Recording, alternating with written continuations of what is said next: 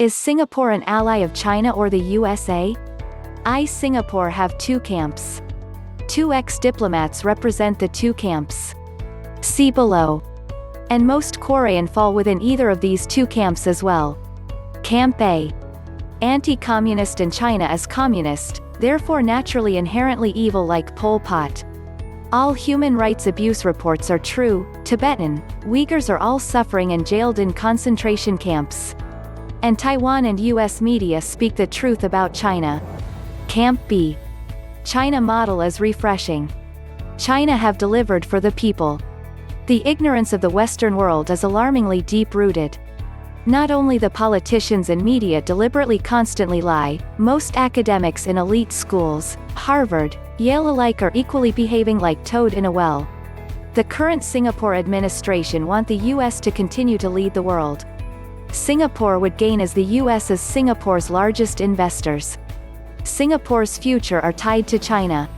Singapore is China's largest foreign investor. The current administration doesn't support China publicly and is wary about US interference in Singapore's political system.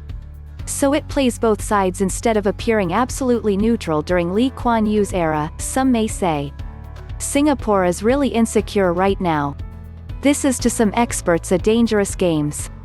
Lee Kuan Yew was different. Singapore was nobody's chess piece. Singapore is another country that needs both of them. Singapore is important to both US and Chinese interests. Although Singapore is usually seen as more of a US ally, it has really strong relations with China.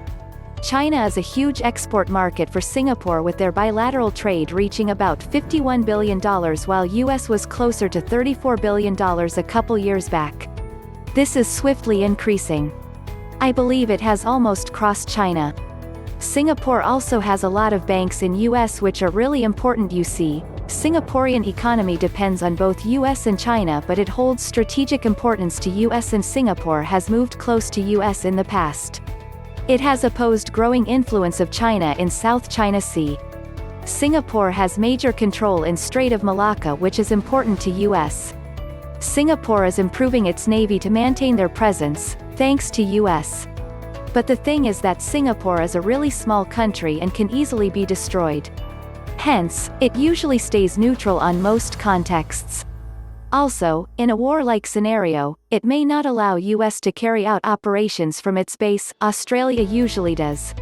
Singapore also has declined to be a major non-NATO ally which countries like India and Australia are. Hence it holds little importance to US, but for Singapore, having control over the strait is pretty important which they are losing to Chinese influence in South China Sea. Singapore also has a separate diplomat for Taiwan which clearly shows them to be more leaning towards US. So Singapore is actually more of a US ally, but it can change if China wants to. Overall, Singaporean interests need US as of now, but I won't be surprised if it switches sides. Neither. But of course, China and US will love to have us in their spheres of influence. What history has taught is that there are never permanent allies or enemies. WW2 is most instructive, where Germany and Japan, enemies of US, became allies. China and Russia, US allies, became bitter Cold War enemies. There are only permanent interests for Singapore to be a free, independent and sovereign state. That is why we very early joined the Non-Aligned Movement (NAM), and also invested considerably in ASEAN, so that we can speak with a more unified, not united, voice. Lee Kuan Yew famously quoted an African proverb that the elephants fight, the grass suffers. He also added, when elephants make love the grass also suffers. Whether he actually saw elephants mating is a moot point. He was also predicted the rise of China and it would surpass USA in the coming years. What is happening in the US under Trump is an attempt to ensure China does not fulfill its potential. Personally, I would like to see a balance of power between USA and China. It will be increasingly difficult for small countries like Singapore to navigate our safe space between these two 800-pound gorillas so that we can create our own future. After going through a 10-year war with communist terrorists upon its founding, then part of the Malayan Federation, it would be odd if it allied itself with Communist China. Singapore is a small country surrounded or close to many terrorist forces, as is Israel, and so has dealings with it regards military equipment and training. Seeing China begin to ally with Iran, a sworn enemy of Israel, it is unlikely Singapore would ally with a friend of enemy Iran. Singapore, Indonesia, Philippines have always been anti-communist, so there is not much chance of China putting pressure on Singapore to join the communist clique. The USN is very active in the Straits of Malacca and has access to the old British naval base in Singapore. Singapore does what is best for Singapore as it sees fit.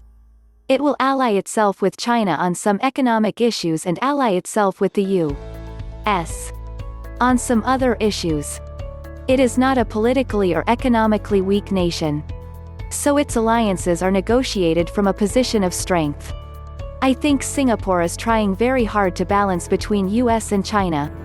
From military standpoint, Singapore has closer tie with US as its major navy base for carriers, warships in Asia. From economic standpoint, China is Singapore's biggest trading partner and many Chinese goods are shipped to the West through Singapore port. However, US is the country's biggest foreign direct investor, with many US company having it as APAC headquarters. So in short, Singapore needs both US and China.